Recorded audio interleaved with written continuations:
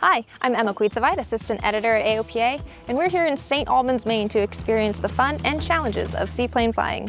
AOPA keeps flying safe, accessible, and fun by protecting your freedom to fly.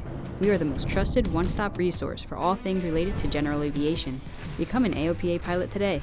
I wanted to pursue a seaplane rating even if I don't end up flying seaplanes too extensively in the future, because the skill set and techniques are applicable to any kind of flying for any pilot.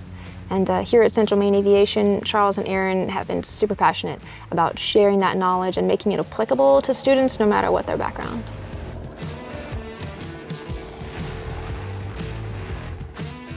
Welcome. This is Big Indian Lake in St. Albans, Maine. We're located about 30 miles west of Bangor. We keep the plane right here on our property at the camp down on the lake. So it's pretty easy access, walk out the front door and go fly. Central Maine Aviation consists of right now of Erin and I and this seaplane. Our primary business here in the summertime is providing seaplane instruction, doing seaplane ratings, single engine and Skyhawk XP. Most of us, when we learn how to fly, we learn in a very structured environment. And seaplane flying gets you outside of that. It gets your head outside of the cockpit. You have to pay attention to what's going on. We don't have a windsock, we don't have an ADIS, we don't have an AWOS, we don't have a tower with advisory. We need to read the environment. We have to take a good look at the winds on the water. How is that going to affect us? As we're flying along as a seaplane pilot, the other thing that we're constantly doing is rather than trying to hopscotch from airport to airport for a safety zone, we're hopscotching from body of water to body of water. And as we go along, we're constantly keeping in mind, what's the wind direction down there? You know, how will that affect me if I do have that emergency? Where am I going to go? How is the wind going to affect me?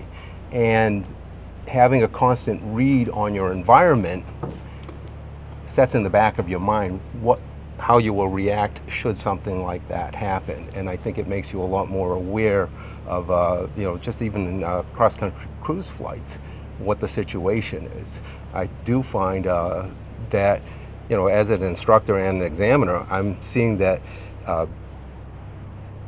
pilots don't always have their head outside of the cockpit, and if they don't have a piece of hard information, such as a radio call or something like that, they don't know how to make the decision, or they're not aware that these other things exist and they're right out there. So, I think that situational awareness just goes way up, and you'll never overfly a body of water. I don't care what you're flying. You're never going to look at it the same without taking a read on the water and understanding, how you fit into that should you need it. So this side has there's a little river right there, yeah, that's your spot. Yeah, I like it. Very good. So there's water buoys at the inlet of the river. If you split the river right down the middle of the lake, you're clear of all those. All right. So once I turn, I'm gonna get set up right away with. Yeah. So keep her coming down in the turn so you're nice and low as we get on final. Yeah, we're pretty high. All right, we're gonna find 60 today. Yep, so just use that throttle for your altitude management and just tuck us in between the trees basically without hitting them, please.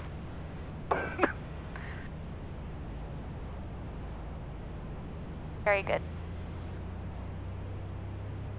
We're already pretty much at 2,000. Cool.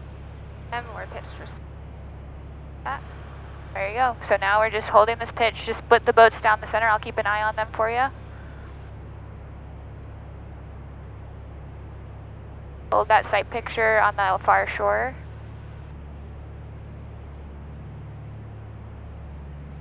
There you go, throttle idle. Perfect. You're gonna have that firm touchdown, so that's completely normal. Yep.